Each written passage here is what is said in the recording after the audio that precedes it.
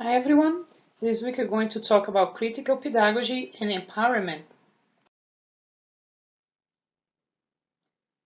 Okay, so what is pedagogy first of all? Pedagogy is mostly understood as the approach to teaching. It's the theory and practice of learning and how this process influences and is influenced by social, political, psychological development on learners. Pedagogy, when taken as an academic discipline, is the study on how knowledge and skills are imparted in an educational context. And it considers the interactions that take place during learning. Both the theory and practice of pedagogy can vary greatly as they reflect different social, political, and cultural contexts. So in this week's reading, we learn a little bit about Paulo Freire. Paulo was born in Norte Brazil and he was originally trained as a lawyer, but his real passion was adult education. He was a reference in adult education and he challenged the banking system of education where teachers deposit information to the students' heads in a very passive way for the student, which kept learners from attaining critical consciousness. So he defended education as a tool to fight oppression, and he also supports people as subjects of their own learning, which we will call human liberation.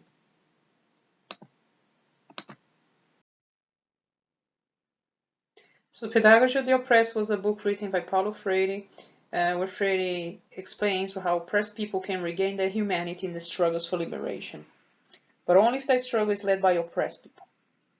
So the main problem of the book is how to create an education system with oppressed people for oppressed people. They will have them become more free.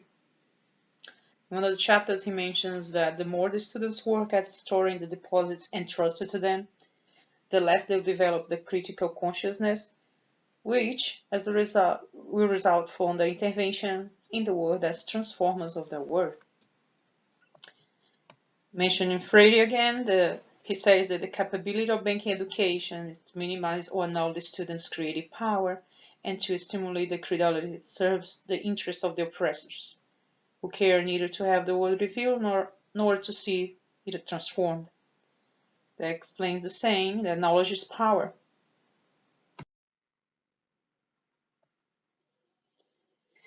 So this week we studied chapter 4, Minkler, contrasting organizing approaches. So a little summary here where we discuss the definition of community organizing.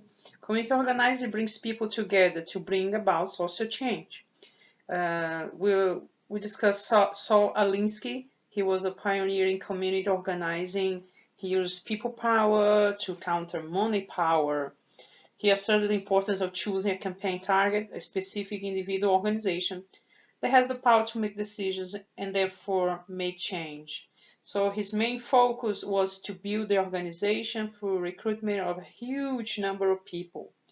So once these numbers are obtained, the organizer then helped the people to identify specific concrete actions using the people power and simultaneously assesses the power base of the opposition. Continue chapter 4 review. As we mentioned before, Paulo Freire, he fought the banking system and he promoted popular education by which people are given tools to analyze the situation and take action to transform themselves and their condition. There are many names for Freire's approach in education. We call popular education, critical pedagogy, empowerment education, and liberation practice. There's a word that Freire used to use, praxis, which is the fusion of theory or reflection and action that people engage in to create personal and community change. And we know that, as mentioned in the chapter, people learn better when learning is connected to the day-to-day lives, because people, they have the seeds of knowledge within themselves, and they can be discovered and nurtured in the right environment.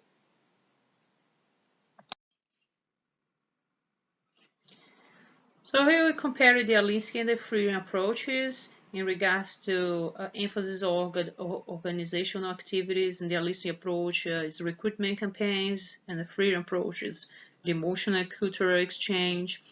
And in regards to focus on development, the Alinsky model focuses on organizational development.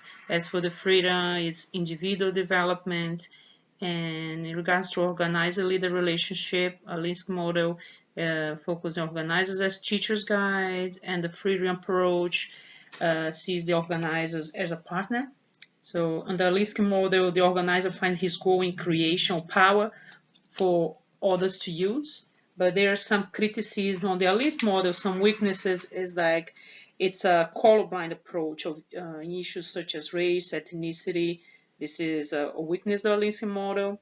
Like cases in regards, let's say, police brutality and racial profiling, they are discouraged because these issues are deemed too controversial or divisive. So the newer organizations using the Alinsky tradition, they modifies a little bit of this approach. And a little criticism on, let's say now, the Freire approach is the fact that, in case of the freedom groups, they struggle to achieve the large scale of Alinsky groups. And the freedom approach do not always help marginalized, constituencies move beyond, the social critique and build concrete political power. So ultimately, it's said on the book that Alinsky groups, they ultimately try to help their constituents obtain a larger slice of the social, political, and economic pie, while the freedom ones try to make the school system a whole new kind of bigger, better pie altogether. So we can conclude based on the models we studied that the Alinsky group can be used, play an important role in helping to mobilize popular support for specific legislative bills like the historic healthcare reform bill signed into law in 2010. And the freedom model can be more promising in helping urban communities address complex, intractable problems like geographical concentrations or respiratory illness where no single problem source or target exists. We can learn from both methods. Minkler at the end of the chapter mentioned that when we're using a combination of Alinsky type and freedom approaches, community organizing efforts that are aimed at improving the well-being of our communities and environment can attain the people power necessary to gain influence in the policy-making process, while also facilitating transformative experience through which people gain a greater sense of control over their lives through a social action process focused on critical consciousness and praxis. So I'd like to thank everybody for listening, and our group is open for feedback, questions. I want to thank Professor Roberts for giving this opportunity, and again, thank you very much.